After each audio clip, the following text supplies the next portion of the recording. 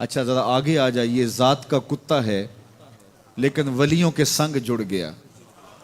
اللہ نے اس کتے کا ذکر قرآن میں کیا بلکہ اس کے بیٹھنے کے سٹائل کو بیان کیا.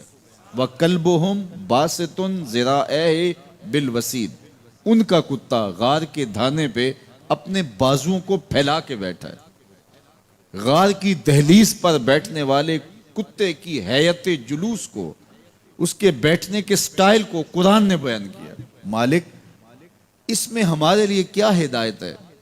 ایک کتے کے بیٹھنے کے سٹائل کو تو بیان کر رہا ہے، اس کی حیت جلوس کو بیان کر رہا ہے، انداز نشست کو بیان کر رہا ہے. تو قرآن تو سراپا ہدایت ہے، تو اس میں ہمارے لیے کیا ہدایت ہے؟ کہا یہی تو بتانا چاہتا ہوں کہ ذات کا کتا بھی ہو، سنگ نیکوں کے جڑ جائے تو وہ قابل ذکر ہو جاتا ہے، اور اگر تم میرے ولیوں سے جڑ جاؤ گے پھر تمہارا مرتبہ کیا ہوگا؟ یہاں تو کتے جڑ جائیں تو قابل ذکر ہوتے ہیں. اچھا ذات کی چیونٹی ہے لیکن راہ تکتی حضرت سلیمان پیغمبر کا، تو اس چیونٹی کی گفتگو اللہ نے قرآن میں بیان کر دی اور اس کے نام کی صورت اتار دی. النمل، سورہ نمل اس چیونٹی کے نام پہ صورت ہے جو حضرت سلیمان علیہ السلام کی راہیں تک رہی تھی اور اپنی ہمجولیوں سے کہہ رہی تھی جلدی جلدی اپنے بلوں میں داخل ہو جاؤ، اللہ کے نبی کا لشکر بے خبری میں کہیں تمہیں کچل نہ ڈالے. اور حضرت سلیمان نے اس چیونٹی کی بات کو سنا. فَتَبَسَّمَ ضَاحِكًا مِّن قَوْلِهَا، اور مسکرا بھی پڑے. تو چیونٹی بھی ہو، گھوڑے بھی ہوں، کتے بھی ہوں، لیکن جب اچھے لوگوں کے سنگ جڑ جائیں، نسبت بلند ہو جائے تو وہ قابل ذکر ہو جاتے ہیں. تو ہیں گھوڑے لیکن میرا رب رب ہو کے قرآن میں ان گھوڑوں کی اداؤں کی قسمیں کر رہا ہے. وَالْعَادِيَاتِ ضَبْحًا فَالْمُورِيَاتِ قَدْحًا فَالْمُغِيرَاتِ صُبْحًا فَأَثَرْنَ بِهِ نَقْعًا وَوَسَطْنَ بِهِ جَمْعًا. قسم ان گھوڑوں کی جو تیز دوڑیں تو سینوں سے آواز نکلے، پتھریلی زمین میں جائیں تو پاؤں سے شرارے نکلیں، گرد و غبار اڑائیں، دشمن کے لشکروں کو طاقت و تاراج کر کے ان کے جتھوں میں گھس جائیں. ان دلیر اور بہادر گھوڑوں کی میرا رب رب ہو کے قسم کر رہا ہے. یہاں قسم کی بات چلی تو اللہ نے محبوب کے گھوڑوں کی قسم کی، گھوڑوں کی اداؤں کو پسند کیا. محبوب کے غلاموں کے گھوڑے، ان کے پاؤں سے لگی ہوئی کھریوں سے ٹکرانے والے پتھروں سے نکلنے والے شرارے، رب کے وہ بھی محبوب. اللہ اکبر. تو پھر قسم کی بات چلی تو کبھی گھوڑوں کی قسمیں کی، کبھی محبوب کی راہ گزر کی قسم کی. لا اقسم بہذا البلد، مجھے قسم ہے اس شہر کی. تو شہر مکہ کی قسم کیوں کی؟ وہاں کعبۃ اللہ ہے، مقام ابراہیم ہے، چاہے زمزم ہے، صفا و مروہ ہے، مزدلفہ ہے، منا ہے، عرفات ہے، قدم قدم انوار کی برستی برکھا ہے، مطاف ہے، حتیم ہے، مستجاب ہے، مستجار ہے، ملتزم ہے، باب کعبہ ہے، سقف بیت اللہ ہے. قدم قدم پہ انوار برس رہے ہیں. شاید میرے رب نے قسم اس لیے کی ہو، شاید قسم اس لیے کی ہو، لیکن میرا رب کہتا ہے لا اقسم بہذا البلد، مجھے قسم ہے شہر کی، یعنی شہر مکہ کی. کیوں؟ یہاں کعبۃ اللہ ہے، یہاں مقام ابراہیم ہے، یہاں مزدلفہ ہے، منا ہے، عرفات ہے. کیوں قسم؟ وانت حل بہذا البلد، محبوب اس شہر کی گلیوں نے تیرے قدم چومے. اے انت مقیم فی ھذا البلد، امام قرطبی نے اس کا مفہوم بیان کیا. محبوب آپ کی اقامت اس شہر میں ہے، آپ کے سانسوں کی خوشبو سونگھی ہے شہر کی فضاؤں نے، اس لیے مجھے شہر کی قسم کہ محبوب یہاں تم جو رہتے ہو. اللہ اکبر. تو محبوب کے شہر کی قسم کی. والعصر، محبوب کے زمانے کی قسم کی. والضحیٰ، محبوب کے چہرے کی قسم کی. واللیل، محبوب کی لٹکتی زلفوں کی قسم کی. کبھی کہا محبوب تیرے چہرہ زیبا کی قسم، کبھی کہا تیری زلف عنبری کی قسم، کبھی کہا تیرے شہر نور کی قسم، کبھی کہا تیرے زمانہ حسین کی قسم. اور پھر قسم کا باب چلا تو بات کہاں تک پہنچی؟ محبوب نہ صرف تیرے شہر کی قسم، نہ صرف تیری گلیوں کی قسم، نہ صرف تیرے چہرہ زیبا کی قسم، نہ تیری زلف نور کی قسم، نہ تیرے عہد زریں کی قسم. محبوب تیری قسم تو ہے ہی، تیرے غلاموں کے گھوڑوں کے پاؤں سے لگی ہوئی کھریوں کے ٹکرانے سے جو شرارے اڑتے ہیں، میں خدا ہو کے ان شراروں کو بھی پسند کرتا ہوں اور ان گھوڑوں کی بھی قسمیں کرتا ہوں۔ یہ قرآن ہے نا، والعادیات ضبحا، قسم ہے محبوب تیرے غلاموں کے گھوڑوں کی۔ اللہ اکبر، قسم ہے ان کے سینوں سے نکلتی آواز کی، قسم ہے ان کے پاؤں سے نکلتے ہوئے شراروں کی، قسم ہے ان کی خوبصورت اداؤں کی، ان اداؤں والوں گھوڑوں کی قسم۔ اللہ اکبر، یہ قسمیں کرنے کے بعد جواب قسم کیا ہے؟ دیکھیے میں یہاں بیٹھا ہوں اور میں گفتگو کے آغاز پہ ہی قسمیں اٹھانا شروع کر دوں۔ مجھے قسم ہے رب کعبہ کی، مجھے قسم ہے عرش الہی کے مالک کی، مجھے قسم ہے زمین و آسمان کے خالق کی، تو قسموں پہ قسمیں کرتا جاؤں تو جو مجھے غور سے سننے کا عادی نہیں بھی ہے تو وہ بھی متوجہ ہو جائے گا اور سننے کے لیے بے چین ہو جائے گا کہ حضرت قسموں پہ قسمیں اٹھائے جا رہے ہیں، کوئی بات ہے آج تو میرا رب رب ہو کے قسمیں کر رہا ہے۔ تو اس کے بعد جواب قسم کیا ہے؟ تو کان کھڑے ہو گئے، روحوں میں پیاس بڑھ گئی اور سماعتیں بچھ گئی کہ میرے مالک تو قسموں پہ قسمیں کر رہا ہے، کبھی گھوڑوں کی اداؤں کی قسمیں، کبھی ان کے سینوں سے نکلتے ہوئے جو ہے وہ اس مہیب آواز کی قسمیں، کبھی پاؤں سے اڑتے ہوئے شراروں کی باتیں اور کبھی ان کے پاؤں سے اڑتی ہوئی دھول کی کہانیاں۔ تو قسم پہ قسم، اور قسمیں بھی گھوڑوں کی، تو کوئی بات ہوگی۔ تو ایک دم کان کھڑے ہو گئے تو جواب آیا، ان الانسان لربہ لکنود، بے شک انسان اپنے رب کا ناشکرا ہے، انسان اپنے رب کا ناشکرا ہے۔ قسمیں گھوڑوں کی ان کی اداؤں کی اور ناشکرا حضرت انسان کو کہا۔ یہ کتنی لطیف چوٹ تھی جو حضرت انسان کو ماری گئی۔ یا اللہ، ہمیں ناشکرا کہنا تھا تو کہیں اور مقام پہ کہہ لیا جاتا۔ گھوڑوں کی تو قسمیں کرے اور ہمیں ناشکرا کہے، گھوڑوں کی قسمیں ہو رہی ہوں اور انسان کو ناشکرا کہا جائے، انسان کو ناشکرا کہنا تھا تو کسی اور موقع پہ کہہ لیا جاتا۔ کہا یہی تو سمجھانا چاہتا ہوں کہ چم میٹھا نہیں ہوتا، کم میٹھا ہوتا ہے۔ تو ذات کے گھوڑے بھی ہوں لیکن کام کریں تو مجھے وہ بھی اچھے لگتے ہیں، اور تم انسان بنے ہو، نقوش بڑے اچھے ہیں، قدے رانا رکھتے ہو، جھیل جیسی آنکھیں ہیں، اور تم چلتے ہو تو قیامت چلتی ہے، لیکن مجھے تم اچھے نہیں لگتے اگر تم ناشکرے ہو۔ یہ ہیں ذات کے گھوڑے لیکن میرے محمد عربی کے غلاموں کے غلام ہیں، مجھے اچھے لگتے۔ تو وہ چم نہیں دیکھتا، وہ کم دیکھتا ہے۔ تو ذات کے گھوڑے بھی ہوں لیکن نسبت ہو میرے حضور سے، نسبت میرے رسول سے ہو تو رب کو وہ اچھے لگتے ہیں۔ تو کہا والعادیات ضبحا فالموریات قدحا فالمغیرات صبحا فاثرن به نقعا فوسطن به جمعا ان الانسان لربہ لکنود، بے شک انسان اپنے رب کا ناشکرا ہے۔ اللہ اکبر۔ پھر فرمایا وَإِنَّهُ عَلَىٰ ذَلِكَ لَشَهِيدٌ، اس پر کسی دلیل کی ضرورت نہیں ہے کہ یہ ناشکرا ہے، یہ خود اس کا گواہ ہے۔ ذرا اپنے اندر اتر کے دیکھے کہ یہ کھڑا کہاں ہے، یہ کس قدر نعمتیں پانے کے باوجود شکوے کی زبان کھولے رکھتا ہے۔ یہ ناشکرا ہر وقت اس کی نعمتوں کی ناشکری کرتا رہتا ہے۔ جتنی نعمتیں اس کو عطا کی، اس کو تو ہم نے جو چمکتی روشن آنکھیں دی ہیں، اس کو بولتی زبان بخشی ہے، خوبصورت چہرہ دیا ہے، قد رانا بخشا ہے، اس کو دماغ دیا ہے، دماغی قوتیں عطا کی ہیں، اور اس کو سننے والے کان دیے، اس کی زبان پہ ذائقے رکھ دیے، نظام انہضام، نظام تنفس، کیا کیا نہیں سے عطا کیا، لیکن ہر وقت یہ ناشکری کے کلمات ہی بولتا رہتا ہے۔ میرے پاس یہ بھی نہیں، یہ میرے پاس یہ بھی نہیں، میرے پاس یہ بھی نہیں۔ دیکھیں اس کے پاس کیا کیا اس کے مالک نے عطا کیا ہے۔ تو یہ ہر وقت ناشکری، اور پھر جوں ہم قیامت کے قریب ہوتے چلے جا رہے ہیں، ناشکری بڑھتی چلی جا رہی ہے۔ میں کوئی بہت لمبی عمر نہیں رکھتا، لیکن مجھے آج سے 35 سال پہلے کے حالات کی ہوش ہے، اور جو میرے سے زیادہ عمر میں ہیں وہ اس سے پہلے کے حالات جانتے ہیں۔ تو میرا بنیادی طور پہ ایک دیہات سے تعلق ہے، تو میں اچھی طرح جانتا ہوں کہ لوگوں کے پاس جو آج کچھ ہے وہ آج سے 35-40 سال پیچھے نہیں تھا۔ بالخصوص دیہاتوں کے اندر لوگوں کے پاس 1 یا 2 جوڑے ہوتے تھے اور انہیں بار بار پہنتے تھے۔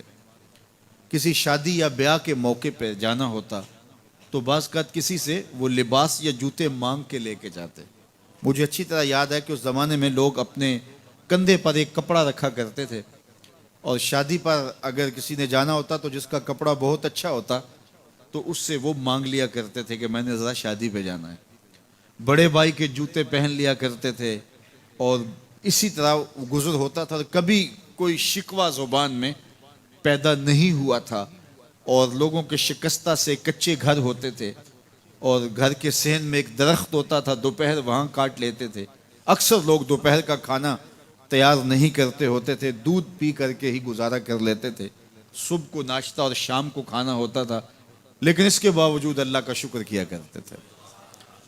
یہ پچھلے دن میں گزرا تو دیکھا کہ بچے کھیل رہے ہیں اور غبارے پھوڑ رہے ہیں، اور جب غبارہ پھٹتا ہے نا تو بچے خوش ہوتے ہیں، کہہ لگاتے ہیں. پھر دوسرا غبارہ ہے، وہ اس سے کھیلنے لگ جاتے ہیں، اور پھر جب وہ پھٹتا تو پھر خوش ہوتے ہیں.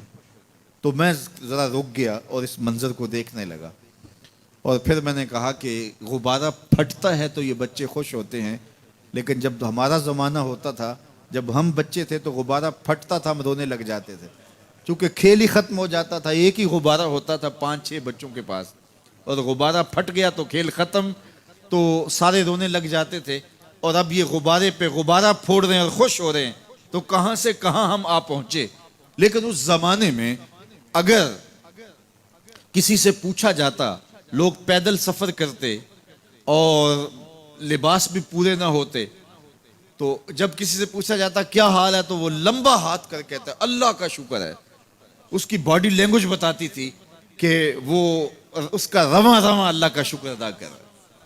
تو اس کا لہجہ بتاتا تھا، اس کا انداز بتاتا تھا کہ وہ اللہ کا شکر کس گہرائی قلب سے کر رہا ہے. تو وہ کہتے ہیں اللہ کا شکر ہے. اور آج جب کہ اتنی نعمتیں لوگوں کو میسر ہیں، اتنا کچھ نصیب ہے، عالی نصب گھروں میں رہتے ہیں، لمبی لمبی گاڑیاں ہیں، سہولتیں ہیں، آسودگیاں ہیں، آسائشیں ہیں، مالی آسودگی ہے، رہائشی آسودگی ہے، کھانے پینے کے وافر سامان ہیں، ٹیبل پہ اتنے کھانے لگے ہوئے ہوتے ہیں کہ باری نہیں آتی کھانے کی. اور اس قدر لباس ہے کہ موسم گزر جاتا ہے اور بعض لباس بدلنے کی باری نہیں آتی. لیکن اس کے باوجود کسی سے پوچھے جناب کیا حال ہے، آسودہ حال شخص سے بھی پوچھیں تو وہ بھی بڑے آہستگی سے کہتا ہے بس چل ہی رہا ہے. تو وہ زمانہ تھا کہ جب لوگوں کے پاس کچھ تھا نہیں تو لمبا ہاتھ کر کے کہتے، تشکر کا لہجہ کتنا دل آویز تھا، اللہ کا شکر ہے. اور آج کہتے بس گزر ہو ہی رہی ہے، بس چل ہی رہا ہے. تو ناشکری بڑھتی چلی جا رہی، اتنا کچھ ہونے کے باوجود جو ہے وہ ان کا بھی چل ہی رہا ہے. تو کہا ان الانسان لربہ لکنود، بے شک انسان اپنے رب کا ناشکر ہے. اتنی نعمتیں کھانے کے باوجود، اتنی دولتیں سمیٹنے کے باوجود، اتنی عزتیں پانے کے باوجود، اتنی آسائشیں حاصل کر چکنے کے باوجود، دولت کے اتنے انبار رکھنے کے باوجود، اس کی زبان بولتے ہوئے کتنے بخل سے کام لیتی ہے کہ بس گزر اوقات ہو ہی رہی ہے. او میاں تیرے رب نے تجھے اتنا کچھ دیا، یہ دولتیں، یہ دولتوں کے انبار، یہ آسودگیاں، یہ بہاریں، یہ سب کچھ نہ ہوتا، تجھے زندگی بخش دی تھی، اس کا ہی شکر تیرے اوپر واجب تھا. اللہ اکبر. اللہ نے حضرت انسان کو یہ جو کچھ دیا ہے، کتنی چیزیں ہیں ہمیں پتہ بھی نہیں کہ وہ نعمت ہے، لیکن اللہ نے ہمیں عطا کی ہے. دنیا کا ایک امیر ترین شخص تھا اناسس، تو اس کے یہ آنکھوں کے جو پپوٹے تھے یہ کام کرنا چھوڑ گئے. ہمیں کبھی اس کا احساس بھی نہیں ہوا کہ یہ کوئی نعمت ہے. آٹومیٹک سسٹم میرے رب نے لگایا ہے، ادھر تنکا اڑا ادھر آنکھ بند ہو گئی. لیکن اس کو مسئلہ کیا ہوا کہ یہ پٹھے اس کے ختم ہو گئے اور وہ اپنی مرضی سے آنکھیں نہیں بند کر سکتا تھا. ڈاکٹر سلوشن ٹیپ لگا کے آنکھیں کھول دیتا اور جب اس نے سونا ہوتا تو وہ بند کر دیتا. دنیا کے امیر ترین لوگوں میں سے ایک نام تھا. تو کسی نے اس سے پوچھا کہ تیری زندگی کی سب سے بڑی خواہش؟ اس نے کاش اپنی آنکھیں اپنی مرضی سے کھول سکوں. کہا اس کے لیے تجھے کوئی قیمت لگانی پڑے تو کتنے پیسے لگا سکتا ہے؟ کہا ساری دولت لگ جائے، کاش میں اپنی آنکھیں اپنی مرضی سے کھول سکوں. مجھے یہ بتائیے کہ حضرت انسان کو کیا کچھ نہیں اللہ نے دیا. یہ لعاب ہے نا، لعاب ہم روز تھوکتے ہیں، یہ مقدار سے کچھ کم ہو جائے تو بولنے میں دقت، نظام خراب. یہ جو لعاب ہمارے منہ میں آتا ہے جو ہم تھوک دیتے ہیں، یہ قدرتی گریس ہے جو بولنے میں مدد دیتی ہے، نظام انہضام کو ٹھیک رکھتی ہے، اور اگر یہ لعاب کم ہو جائے مقدار سے تو نظم خراب ہو جائے۔ اللہ اکبر۔ تو ہم نے کبھی سوچا کہ یہ بھی نعمتیں ہیں؟ باقی روشن آنکھیں، چمکتا چہرہ اور زور آور ہاتھ، چوڑی چھاتی، دھڑکتا دل، اور کہتے ہیں اس دماغ کا اگر کمپیوٹر تیار کیا جائے تو نیو یارک شہر سے بڑا ایک بکریاں چرانے والے شخص کے دماغ کا کمپیوٹر بنے۔ یہ حضرت انسان کو اللہ نے اتنا کچھ دیا ہے، اور پھر اس کو نعمتیں دی، عزتیں دی، جائیدادیں، زمینیں، لمبی لمبی گاڑیاں، عالی نسب پلازے، کتنا کچھ دیا، پھر خوبصورت اولادیں دی، کیا تسکین قلب کے لیے رکھا اس نے۔ تو اس کے باوجود بھی یہ کہہ رہا ہے بس چل رہا ہے، گزر اوقات ہو رہی ہے۔ ان الانسان لربہ لکنود، انسان اپنے رب کا کتنا ناشکر ہے، اس نے کیا کچھ اسے عطا کیا، کیا کچھ عطا کیا، لیکن یہ شکر کا کلمہ بھی نہیں بولتا، بخل سے کام لیتا ہے، تو کہا یہ ناشکر ہے، اور اس پر کوئی خارج سے دلیل لانے کی ضرورت بھی نہیں ہے۔ وَإِنَّهُ عَلَىٰ ذَلِكَ لَشَهِيدٌ، اور یہ خود اس پہ گواہ ہے۔ ذرا اپنے اندر اتر کے دیکھے تو یہ کتنا بخل کرتا ہے شکر ادا کرنے میں، اسے خود سمجھ آ جائے گی۔ وَإِنَّهُ لِحُبِّ الْخَيْرِ لَشَدِيدٌ، اور اس کی ایک خصلت یہ ہے کہ یہ دولت کی محبت میں بڑا سخت ہے۔ دولت کی محبت یہ بہت زیادہ اپنے سینے میں پال چکا ہے، اور یہ دولت اس کی محبوبہ بن گئی ہے۔ دولت تو اس کی ضرورت ہونی چاہیے تھی، لیکن اس نے اس کو اپنی محبوبہ بنا لیا۔ وَإِنَّهُ لِحُبِّ الْخَيْرِ لَشَدِيدٌ، اس کو محبت زر شدت سے ہو گئی ہے، سویر سے شام تک اس کا وظیفہ ہی یہی ہے، اس کی زندگی کے اندر منصوبے یہ چلتے ہیں۔ اللہ نے اتنا نوازا ہوا ہے، اس کی ساری زندگی آسودگی سے گزر سکتی ہے جتنا اس کے پاس موجود ہے، لیکن اس کے باوجود ہر وقت اس کے دماغ کے فیتے پہ یہی چلتا ہے، اور یہی کہانی چلتی ہے، یہ زیادہ کیسے ہو، یہ زیادہ کیسے ہو، یہ زیادہ کیسے ہو۔ اس اضطراب نے اس کو بے چین کر دیا ہے، اور خواہش زر نے، حوث زر نے اس کا چین چھین لیا ہے، اور اتنی محبت جاگزی ہوگی اس کے دل میں کہ اللہ کی محبت کے لیے اس کے دل میں جگہ ہی نہیں بچی۔ وَإِنَّهُ لِحُبِّ الْخَيْرِ لَشَدِيدٌ۔ اللہ اکبر۔ اب پہلے گھوڑوں کی اداؤں کی قسمیں کی، پھر اس کے بعد حضرت انسان کی یہ جو بڑی خامیاں تھی، جو خامیاں جڑ ہیں اس کی باقی خامیوں کی، ان کو بیان کیا۔ ایک تو ناشکرہ ہے، جو ملا ہے اس پہ یہ شکر ادا نہیں کرتا، حالانکہ اگر وہ شکر ادا کرے، رب کا وعدہ ہے کہ اگر تم شکر ادا کرو گے میں اور زیادہ دوں گا۔ ایک تو یہ شکر نہیں کرتا، اور دوسرا یہ ہے کہ دولت کی محبت اس کے رگو ریشہ میں رچ بس گئی ہے۔ بلکہ اللہ تعالیٰ نے ان بد نصیب لوگوں کی کہانی بیان کرتے ہوئے کہا جو دولت کو مقصود ہی بنا بیٹھے، الذی جمع مالا وعدد، یہ وہ بد نصیب لوگ ہیں جو مال کو جمع کرتے ہیں اور گنتے رہتے ہیں، بار بار حساب کرتے ہیں۔ الذی جمع مالا وعدد، مال کو جمع کیا، وعدد، اور بار بار اس کو گنتے رہے، اتنے ہو گئے، اب اتنے ہو گئے۔ اللہ کلا لینبذن فی الحطام، پہلے شرف میں الذی جمع مالا وعدد یحسب ان مالہ اخلد، یہ گمان کرتے ہیں کہ ہمارا مال ہمیں لافانی کر دے گا، مال کی کثرت سے ہم محفوظ ہو جائیں گے اور ہمارا کچھ نہیں بگڑے گا، دولت اتنی ہوگی تو ہم ہر طرح سے حفاظتوں کے ساتھ میں آ جائیں گے، ہمارا مال ہمیں لافانی کر دے گا۔ یحسب ان مالہ اخلد، اللہ تعالیٰ نے فرمایا کلا، ایسا ہرگز نہیں ہے، یہ تمہاری بھول ہے کہ مال تمہیں لافانی کر دے گا، مال تمہیں مرنے نہیں دے گا، مال تمہیں محفوظ کر لے گا، کلا، ایسا ہرگز نہیں ہے، بلکہ کیا ہے، لَيُنبَذَنَّ فِي الْحُطَمَ، ہم تمہیں پکڑ کے آگ میں ڈال دیں گے۔ لَيُنبَذَنَّ کے لفظ پہ اگر غور کیا جائے تو عربی میں جب ان کا جوتا پرانا ہو جاتا تو پرانا جوتا جب پہننے کے بھی قابل نہ رہتا تو اس کو اتار کے ایسے حقارت سے پہنتے، اور اس کے لیے لفظ استعمال کرتے نبذت النال، میں نے جوتا پھینک دیا، وہ جوتا جو پاؤں میں ڈالنے کے بھی قابل نہ رہے اور اتنا پرانا ہو جائے کہ اس کو اب جو ہے وہ مزید مرمت بھی نہ کروانا ممکن ہو، تو اس کو پھر پھینکا جاتا ہے، اور پھر اس کو وہ حقارت سے پھینکتے ہیں اور وہ جوتا چلتے ہوئے تنگ کرتا ہے تو پھر اس کو اتار کے حقارت سے طرف پھینک دیتے ہیں، تو اس کے لیے لفظ بولتے ہیں نبست النال، میں نے جوتا پھینک دیا، حقارت سے پھینکنے کو نبز کہتے ہیں۔ اور یہی لفظ اللہ تعالیٰ جل شانہ نے فرمایا کلا لینبذن فی الحطمہ، اے اہل عرب جس طرح تم جوتا پرانا حقارت سے پھینکتے ہو، ہم حقارت سے تمہیں آگ میں ڈال دیں گے۔ کلا لینبذن فی الحطمہ، یہ ان مالداروں کی کہانی ہے جنہوں نے مال کو اپنا معبود بنا لیا، مال کو اپنا مقصود بنا لیا، مال مال مال، ہر قدر پامال کر دی، ہر قدر کی قربانی دے دی مال کے بدلے، اور مال ہی ان کا مقصود بن گیا، اور یہ سمجھے کہ یہ مال جو ہے وہ ان کو لافانی کر دے گا، ان کو مرنے نہیں دے گا، ان کے لیے حفاظتی حصار بن جائے گا۔ کلا لینبذن فی الحطمہ وما ادراک ما الحطمہ، اللہ فرماتا ہے جانتے ہو جس حطمہ میں، جس آگ میں تمہیں ڈالا جائے گا وہ آگ کیا ہے؟ مل حطمہ، کیا تمہیں پتا ہے وہ حطمہ کیا ہے؟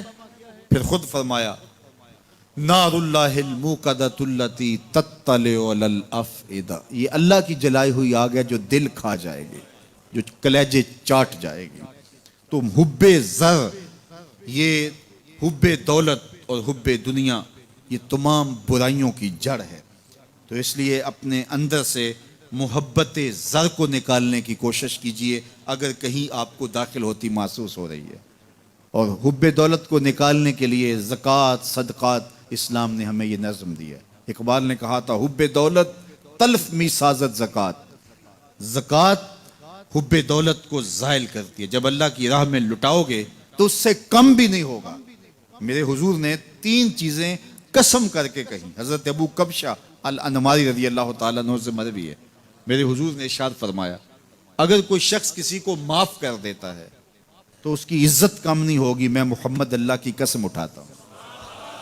دوسری بات میرے حضور نے فرمائی کہ جو شخص مانگنے لگ جاتا ہے، سوال کا دروازہ کھول لیتا ہے، اللہ اس کے لیے محتاجی کا دروازہ کھول لیتا ہے، اس کی کبھی کمی پوری نہیں ہوتی۔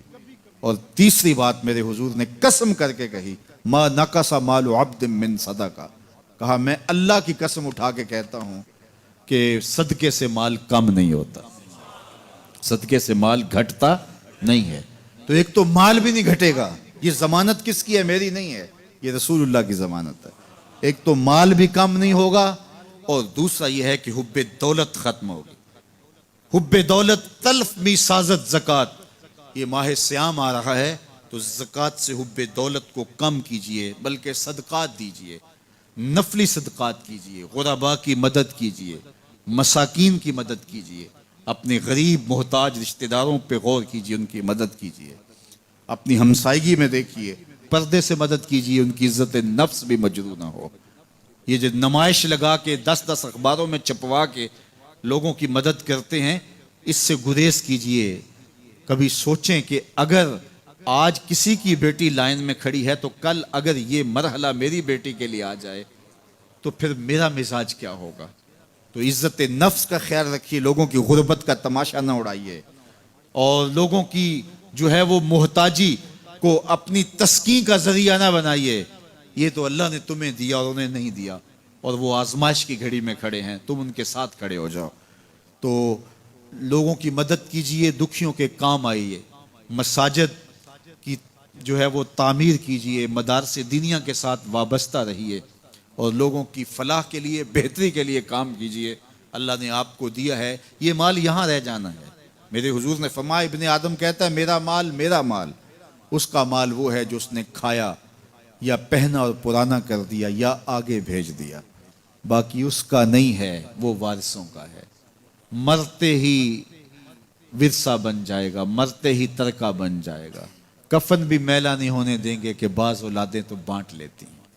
اللہ اکبر، وہ گھر جو ان کے لیے بنایا تھا، ایک رات بھی تجھے اس گھر میں رکھنے کے لیے تیار نہیں ہوں گے۔ آج تیرا نام چھن گیا، آج کوئی یہ نہیں کہتا کہ پیچھے اس امام کے اور حاضر اس چودھری صاحب کے، حاضر اس میت کے، آج تو ڈیڈ باڈی بن گیا، آج تو میت بن گیا۔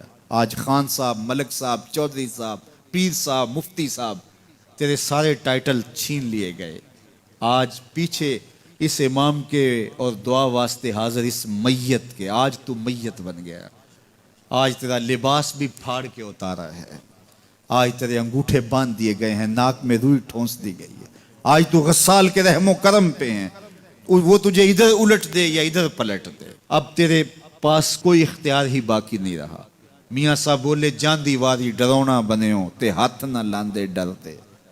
آج اولاد بھی دور ہے، پوتے اور پوتیاں بھی ڈرتی ہیں، جاندی واری ڈرونا بنےوں تے ہاتھ نہ لاندے ڈر دے، جنہ لئی تو پاپ کمائے اج کتھے نہیں تیرے کر دے۔ آج سارے چلے گئے، تو آج اپنے ہاتھ سے اپنی زندگی کو سنوارنے کے عمل کی طرف بڑھیں اور راہ خدا میں خرچ کریں، دکھیوں، مجبوروں اور لاچاروں کے کام آئیں۔ اللہ آپ کی مدد کرے گا اور حب دنیا کم ہوگی۔ اللہ تعالیٰ جل شانہ نے سورہ عادیات میں پہلی 5 آیات میں قسمیں کی، پھر 3 آیات میں جو ہے وہ حضرت انسان کی وہ کمیاں، کوتاہیاں جن کی بنیاد پر باقی گناہ سرزد ہوتے ہیں ان کو بیان کیا، اور اس کے بعد پھر علاج بھی قرآن نے بتایا، اور کس قدر اس کو چوٹ لگائی۔ افلا یعلم اذا بعثر ما فی القبور وحصل ما فی الصدور ان ربهم بهم یومئذ لخبیر۔ افلا یعلم اذا بعثر ما فی القبور، اے اکڑ کے چلنے والے، اے ناشکر انسان، اے دولت کے پجاری، وہ وقت یاد کر جب تو قبر سے اٹھایا جائے گا۔ اس وقت کفن بھی چھین لیا جائے گا۔ اب سب کو چھین لیا گیا، دولت، بینک بیلنس، تیری جائیدادیں، پلازے، گاڑیاں، گھر، کوٹھیاں، بنگلے، سب کچھ یہیں رہ گیا، صرف ایک چادر کفن کے لے کے جا رہا ہے۔ لیکن جب قبر سے اٹھایا جائے گا یہ کفن کی چادر بھی رہ جائے گی، برہنہ اٹھایا جائے گا۔ اللہ اکبر، نہ پاؤں میں جوتے، نہ سر پہ پگڑی، نہ بدن پہ کپڑا، برہنہ اٹھایا جائے گا۔ سیدہ عائشہ رضی اللہ تعالیٰ عنہ نے سنا تو کانپنے لگی، عرض کی حضور قبر سے برہنہ اٹھائے جائیں گے تو ایک دوسرے سے حیا نہیں آئے گی؟ فرمایا عائشہ معاملہ اس سے بھی آگے ہے، کسی کو ہوش ہوگی تو حیا آئے گی، ہوش اڑے ہوئے ہوں گے، خوف قیامت طاری ہوگا، قبروں سے یوں لوگ اٹھائے جائیں گے۔ افلا یعلم اذا بعثر ما فی القبور، اب بوسرا کا جو مفہوم ہے، جو ترجمہ اور معنی ہے وہ تو رہے، بوسرا کا جو صوتی آہنگ ہے، جب بولتے ہوئے ایک جھٹکا لگتا ہے تو قبروں سے اٹھتے ہوئے لوگوں کی کیفیت معلوم کرنے کے لیے بوسرا کا صوتی آہنگ ہی کافی ہے۔ افلا یعلم اذا بعثر ما فی القبور وحصل ما فی الصدور، حصلہ کے اوپر جو تشدید ہے، یہ معنی کو کتنی خوبصورتی کے ساتھ ایک مجسم پیکر میں سامنے لا رہی ہے۔ اللہ فرماتا پھر وہ وقت آئے گا جو سینے میں ہوگا وہ تشت ازبام ہو جائے گا۔ آج آپ مجھے نیک سمجھتے ہیں، میں آپ کو اچھا سمجھتا ہوں، لیکن میرے سینے کے اندر کیا چل رہا ہے یہ آپ کو نہیں پتا۔ یہ میں تقریر چہک چہک کے کر رہا ہوں، اس کے پیچھے کیا ہے؟ میں آپ کے دل اپنی جانب موڑنا چاہتا ہوں، آپ کی جیبیں خالی کرنا چاہتا ہوں، یا میں آپ کے سامنے پاک اور ستھرا اور بڑا جو ہے وہ نیکوکار بننا چاہتا ہوں، یا میرا مقصد رضائے الہی ہے؟ یہ مجھے پتہ ہے، آپ کو نہیں پتہ۔ آپ کہاں ہیں، کہاں کھڑے ہیں، میں آپ کو اچھا سمجھتا ہوں، لیکن آپ کو پتہ ہے کہ ہم کہاں کھڑے ہیں۔ لیکن قیامت کے دن یہ ساری چیزیں سامنے آ جائیں گی۔ وَحُصِّلَ مَا فِي الصُّدُورِ، اور سورہ الطارق میں فرمایا یوم تبل السرائر فما لہو من قوت ولا ناصر، اس دن سارے راز کھول دیے جائیں گے اور کوئی طاقت نہیں ہوگی جو ان رازوں کو کھلنے سے روک سکے گا۔ آج طاقتور کی بات نہیں کھلتی اور کمزور کی بات اچھال دی جاتی ہے، لیکن وہ وقت آنے والا ہے یوم تبل السرائر فما لہو من قوت ولا ناصر، نہ زور کے بل پہ، نہ زر کے بل پہ، نہ کسی اور بل پہ کسی کام کو روکا جا سکے گا، ہر شے تشت ازبام ہو جائے گی۔ وہ کتنا سخت دن ہوگا، اے داور حشر میرا نامہ اعمال نہ پوچھ، اس میں کئی پردہ نشینوں کے بھی نام آتے ہیں، تو وہ کتنا سخت دن ہوگا۔ وَحُصِّلَ مَا فِي الصُّدُورِ إِنَّ رَبَّهُمْ بِهِمْ يَوْمَئِذٍ لَخَبِيرٌ، بے شک ان کا رب اس دن ان سے خوب باخبر ہوگا۔ وہ آج بھی باخبر ہے، لیکن آج کئیوں کو یقین نہیں کہ وہ باخبر ہے، لیکن اس دن سب کو یقین ہو جائے گا کہ میرا رب اس سے باخبر ہے۔ جب پرانی تصویریں چلنا شروع ہو جائیں گی، جب ساری ویڈیو سامنے آ جائے گی، زندگی میں جو جو کیا، تنہائی میں اعلانیہ خفیہ جہاں جہاں جو کیا داد عیش دی، سب کچھ تشت ازبام ہوگا، سب کچھ جو ہے وہ سکرین پہ چل رہا ہوگا، کوئی چیز بھی تشت ازبام ہونے سے نہیں رہ جائے گی۔ تو پھر بندہ کہے گا اوہو یہ تو سب میرے مالک کو پتا تھا، لوگوں کی نظروں سے چھپ سکا، رب کی نگاہوں سے تو نہیں چھپ سکا، اس کی نگاہوں سے کون چھپ سکتا ہے؟ یہ یقین آج اپنی روحوں میں اتار لو، اچھی طرح سے جذب کر لو۔ گناہوں سے بچنے کا اکثیر نسخہ ہے یہ یقین کہ میرا رب مجھے دیکھ رہا ہے۔ یہ یقین جب روح میں جم جائے، خیالوں میں اتر جائے، اعتقاد کا پختہ حصہ بن جائے، پھر بند کوٹھڑی میں بھی جرم نہیں ہو سکتا کہ میرا مالک تو مجھے دیکھ رہا ہے۔ آپ دیکھتے نہیں کہ جب ساتوں دروازے بند کر کے بت کے اوپر موٹا کپڑا ڈال کے زلیخا بولی ہے تلک یوسف اب تو آ جاؤ نا، اب تو کوئی نہیں دیکھ رہا، قال معاذ اللہ، تو جناب یوسف نے کہا میں اللہ کی پناہ میں آتا ہوں۔ اللہ اکبر، تو دروازے بند کر کے لوگوں کی نظروں سے چھپ گئی ہے، اور بے نور آنکھیں رکھنے والے اس پتھر کے بت سے بھی حیا کرتی ہے اور اس پہ بھی پردہ ڈال لیا ہے۔ جب تو اس جھوٹے خدا سے حیا کرتی ہے، میں سچے خدا سے حیا کیوں نہ کروں جو ساتویں کوٹھڑی میں بھی دیکھتا ہے۔ اتنی روشنیاں برسی کہ گناہ کا تصور بھی محال ہو جاتا ہے۔ تو یہ یقین کہ میرا اللہ مجھے دیکھ رہا ہے، یہ انسان کی زندگی میں نظم پیدا کرتا ہے۔ آنے والا موسم ماہ سیام رمضان المبارک، یہ ہماری زندگی کے اندر یہ نور داخل کرتا ہے کہ میرا اللہ دیکھ رہا ہے۔ کڑکتی دھوپ، برستی گرمی، زباں کانٹا، ہونٹ خشک، گلا خشک، دروازہ مکفل، ٹھنڈا پانی دستیاب، لیکن ایک گھونٹ بھی حلق سے نیچے نہیں اتارتے کہ میرا اللہ دیکھ رہا ہے۔ وضو کرتے بھی احتیاط کرتے ہیں کہ میرا اللہ مجھے دیکھ رہا ہے۔ کرتے ہیں کہ نہیں کرتے؟ یہ نور ملتا ہے کہ نہیں ملتا؟ اس کو پھر جذب کر لینا چاہیے تاکہ یہ زندگی میں چھا جائے، کیونکہ جو رمضان میں دیکھتا ہے وہ غیر رمضان میں بھی دیکھتا ہے۔ اور پھر پانی نہیں پیتے کہ اللہ دیکھ رہا ہے، کھانا نہیں کھاتے اللہ دیکھ رہا ہے، لیکن جب آنکھ بھٹکتی ہے تو اس وقت اللہ نہیں دیکھتا، جب خیال بہکتا ہے تو اس وقت اللہ نہیں دیکھتا، رشوت میز کے اوپر سے لے رہے ہوں یا نیچے سے لے رہے ہوں تب نہیں اللہ دیکھ رہا ہوتا، اللہ صرف کھانے اور پینے کو دیکھ رہا ہوتا ہے۔ یہ جو ایک نور آیا ہے اس کو جذب کر لیں، پوری زندگی میں پھیلا لیں۔ تو اسی لیے رمضان تقوی بانٹتا ہے، روزہ تقوی بانٹتا ہے، زندگی میں نور اور روشنیاں بھر دیتا ہے۔ باپ اپنے بیٹے کو کوئی بات کہے تو سعادت مند بیٹے کو غور سے وہ بات سننی چاہیے۔ استاد یا شیخ اپنے شاگرد کو کوئی بات کہے تو اسے غور سے اس بات کو سماعت کرنا چاہیے، چونکہ کہنے والا اس کا بزرگ ہے۔ لیکن وہ بزرگ، وہ شیخ، وہ استاد اگر ساتھ قسم بھی کرے تو پھر اور زیادہ مضمون کی اہمیت ہو جاتی ہے کہ یہ کوئی اہم مضمون تھا جس سے قبل قسم کی جا رہی ہے۔ اب یہاں جو ارشاد فرمایا جانے لگا ہے اس سے قبل میرے رب نے رب ہو کے قسم کی ہے۔ میرا مالک تو یوں بھی کہہ دیتا تو کافی تھا، لیکن مضمون اتنا اہم ہے کہ اس کو بیان کرنے سے قبل میرے رب نے قسم کی، اور پھر قسم بھی ایک نہیں کی، 5 قسمیں کی۔ والعادیات ضبحا، قسم ہے ان گھوڑوں کی جب وہ تیز دوڑیں تو ان کے سینوں سے آواز نکلتی ہے۔ راہ حق میں جہاد کے لیے جب گھوڑے دوڑتے ہیں تو ان کے سینوں سے نکلنے والی آواز اللہ کو کتنی محبوب ہے کہ ان گھوڑوں کی قسم کی۔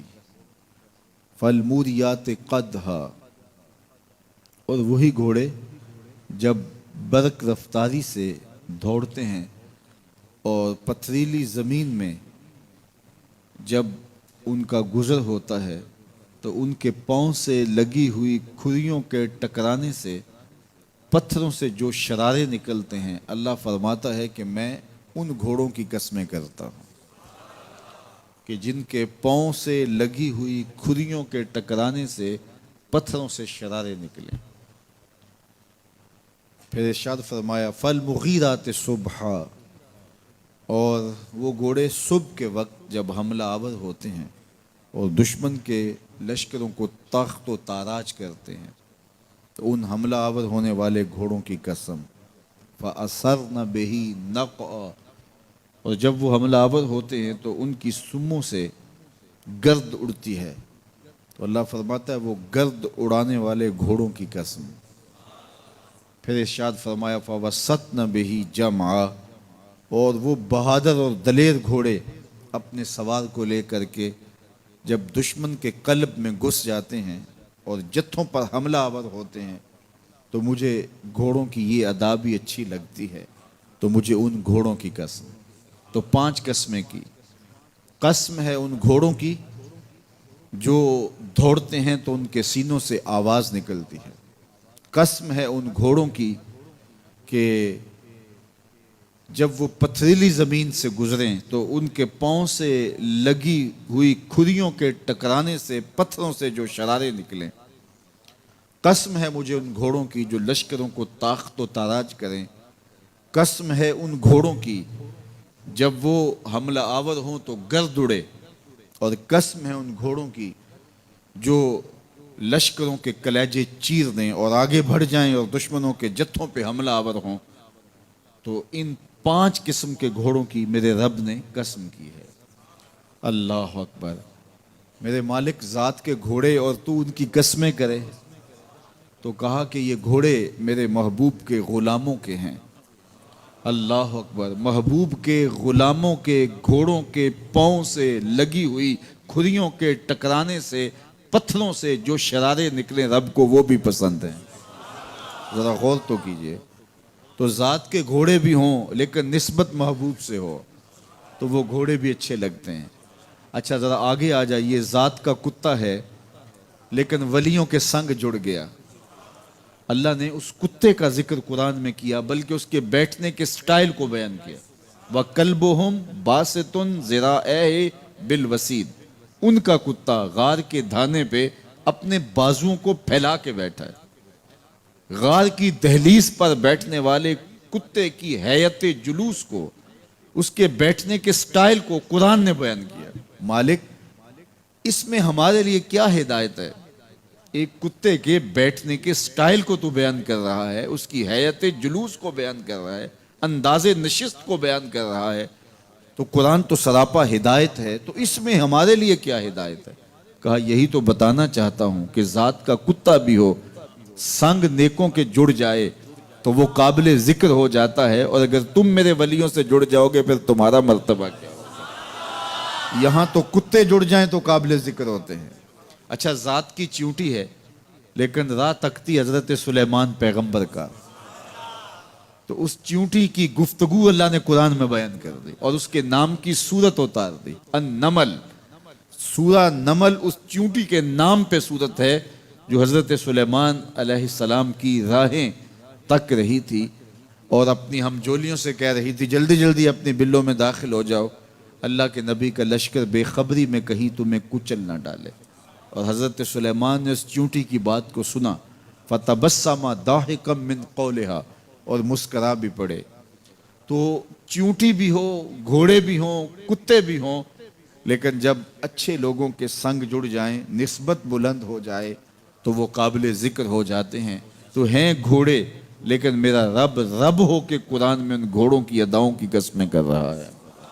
وَالْعَادِيَاتِ ضَبْحًا فَالْمُورِيَاتِ قَدْحًا فَالْمُغِيرَاتِ صُبْحًا فَأَثَرْنَ بِهِ نَقْعًا وَوَسَطْنَ بِهِ جَمْعًا، قسم ان گھوڑوں کی جو تیز دوڑیں تو سینوں سے آواز نکلے، پتھریلی زمین میں جائیں تو پاؤں سے شرارے نکلیں، گرد و غبار اڑائیں، دشمن کے لشکروں کو تاخت و تاراج کر کے ان کے جتھوں میں گھس جائیں، ان دلیر اور بہادر گھوڑوں کی میرا رب رب ہو کے قسم کر رہا ہے۔ یہاں قسم کی بات چلی تو اللہ نے محبوب کے گھوڑوں کی قسم کی، گھوڑوں کی اداؤں کو پسند کیا۔ محبوب کے غلاموں کے گھوڑے، ان کے پاؤں سے لگی ہوئی کھریوں سے ٹکرانے والے پتھروں سے نکلنے والے شرارے، رب کے وہ بھی محبوب۔ اللہ اکبر، تو پھر قسم کی بات چلی تو کبھی گھوڑوں کی قسمیں کی، کبھی محبوب کی راہ گزر کی قسم کی. لا اقسم بہذا البلد، مجھے قسم ہے اس شہر کی. تو شہر مکہ کی قسم کیوں کی؟ وہاں کعبۃ اللہ ہے، مقام ابراہیم ہے، چاہے زمزم ہے، صفا و مروہ ہے، مزدلفہ ہے، منا ہے، عرفات ہے، قدم قدم انوار کی برستی برکھا ہے، مطاف ہے، حتیم ہے، مستجاب ہے، مستجار ہے، ملتزم ہے، باب کعبہ ہے، سقف بیت اللہ ہے، قدم قدم پہ انوار برس رہے ہیں. شاید میرے رب نے قسم اس لیے کی ہو، شاید قسم اس لیے کی ہو، لیکن میرا رب کہتا ہے لا اقسم بہذا البلد، مجھے قسم ہے شہر کی، یعنی شہر مکہ کی. کیوں؟ یہاں کعبۃ اللہ ہے، یہاں مقام ابراہیم ہے، یہاں مزدلفہ ہے، منا ہے، عرفات ہے. کیوں قسم؟ وانت حل بہذا البلد، محبوب اس شہر کی گلیوں نے تیرے قدم چومے. اے انت مقیم فی ھذا البلد، امام قرطبی نے اس کا مفہوم بیان کیا. محبوب آپ کی اقامت اس شہر میں ہے، آپ کے سانسوں کی خوشبو سونگھی ہے شہر کی فضاؤں نے، اس لیے مجھے شہر کی قسم کہ محبوب یہاں تم جو رہتے ہو. اللہ اکبر. تو محبوب کے شہر کی قسم کی. والعصر، محبوب کے زمانے کی قسم کی. والضحیٰ، محبوب کے چہرے کی قسم کی. واللیل، محبوب کی لٹکتی زلفوں کی قسم کی. کبھی کہا محبوب تیرے چہرہ زیبا کی قسم، کبھی کہا تیری زلف عنبری کی قسم، کبھی کہا تیرے شہر نور کی قسم، کبھی کہا تیرے زمانہ حسین کی قسم. اور پھر قسم کا باب چلا تو بات کہاں تک پہنچی؟ محبوب نہ صرف تیرے شہر کی قسم، نہ صرف تیری گلیوں کی قسم، نہ صرف تیرے چہرہ زیبا کی قسم، نہ تیری زلف نور کی قسم، نہ تیرے عہد زریں کی قسم. محبوب تیری قسم تو ہے ہی تیرے غلاموں کے گھوڑوں کے پاؤں سے لگی ہوئی کھریوں کے ٹکرانے سے جو شرارے اڑتے ہیں. میں خدا ہو کے ان شراروں کو بھی پسند کرتا ہوں اور ان گھوڑوں کی بھی قسمیں کرتا ہوں. یہ قرآن ہے نا. والعادیات ضبحا، قسم ہے محبوب تیرے غلاموں کے گھوڑوں کی. اللہ اکبر. قسم ہے ان کے سینوں سے نکلتی آواز کی، قسم ہے ان کے پاؤں سے نکلتے ہوئے شراروں کی، قسم ہے ان کی خوبصورت اداؤں کی، ان اداؤں والوں گھوڑوں کی قسم. اللہ اکبر. یہ قسمیں کرنے کے بعد جواب قسم کیا ہے؟ دیکھیے میں یہاں بیٹھا ہوں اور میں گفتگو کے آغاز پہ ہی قسمیں اٹھانا شروع کر دوں. مجھے قسم ہے رب کعبہ کی، مجھے قسم ہے عرش الہی کے مالک کی، مجھے قسم ہے زمین و آسمان کے خالق کی. تو قسموں پہ قسمیں کرتا جاؤں تو جو مجھے غور سے سننے کا عادی نہیں بھی ہے تو وہ بھی متوجہ ہو جائے گا اور سننے کے لیے بے چین ہو جائے گا کہ حضرت قسموں پہ قسمیں اٹھائے جا رہے ہیں، کوئی بات ہے آج. تو میرا رب رب ہو کے قسمیں کر رہا ہے. تو اس کے بعد جواب قسم کیا ہے؟ تو کان کھڑے ہو گئے، روحوں میں پیاس بڑھ گئی اور سماعتیں بچھ گئی کہ میرے مالک تو قسموں پہ قسمیں کر رہا ہے. کبھی گھوڑوں کی اداؤں کی قسمیں، کبھی ان کے سینوں سے نکلتے ہوئے جو ہے وہ اس مہیب آواز کی قسمیں، کبھی پاؤں سے اڑتے ہوئے شراروں کی باتیں، اور کبھی ان کے پاؤں سے اڑتی ہوئی دھول کی کہانیاں. تو قسم پہ قسم، اور قسمیں بھی گھوڑوں کی. تو کوئی بات ہوگی. تو ایک دم کان کھڑے ہو گئے تو جواب آیا ان الانسان لربہ لکنود، بے شک انسان اپنے رب کا ناشکرا ہے، انسان اپنے رب کا ناشکرا ہے. قسمیں گھوڑوں کی ان کی اداؤں کی اور ناشکرا حضرت انسان کو کہا. یہ کتنی لطیف چوٹ تھی جو حضرت انسان کو ماری گئی. یا اللہ ہمیں ناشکرا کہنا تھا تو کہیں اور مقام پہ کہہ لیا جاتا. گھوڑوں کی تو قسمیں کرے اور ہمیں ناشکرا کہے. گھوڑوں کی قسمیں ہو رہی ہوں اور انسان کو ناشکرا کہا جائے. انسان کو ناشکرا کہنا تھا تو کسی اور موقع پہ کہہ لیا جاتا. کہا یہی تو سمجھانا چاہتا ہوں کہ چم میٹھا نہیں ہوتا، کم میٹھا ہوتا ہے. تو ذات کے گھوڑے بھی ہوں لیکن کام کریں تو مجھے وہ بھی اچھے لگتے ہیں. اور تم انسان بنے ہو، نقوش بڑے اچھے ہیں، قدے رانا رکھتے ہو، جھیل جیسی آنکھیں ہیں، اور تم چلتے ہو تو قیامت چلتی ہے، لیکن مجھے تم اچھے نہیں لگتے اگر تم ناشکرے ہو. یہ ہیں ذات کے گھوڑے لیکن میرے محمد عربی کے غلاموں کے غلام ہیں، مجھے اچھے لگتے. تو وہ چم نہیں دیکھتا، وہ کم دیکھتا ہے. تو ذات کے گھوڑے بھی ہوں لیکن نسبت ہو میرے حضور سے. نسبت میرے رسول سے ہو تو رب کو وہ اچھے لگتے ہیں۔ تو کہا والعادیات ضبحا فالموریات قدحا فالمغیرات صبحا فأثرن به نقعا فوسطن به جمعا ان الانسان لربہ لکنود۔ بے شک انسان اپنے رب کا ناشکرہ ہے۔ اللہ اکبر۔ پھر فرمایا وَإِنَّهُ عَلَىٰ ذَلِكَ لَشَهِيدٌ، اس پر کسی دلیل کی ضرورت نہیں ہے کہ یہ ناشکرہ ہے، یہ خود اس کا گواہ ہے۔ ذرا اپنے اندر اتر کے دیکھے کہ یہ کھڑا کہاں ہے، یہ کس قدر نعمتیں پانے کے باوجود شکوے کی زبان کھولے رکھتا ہے۔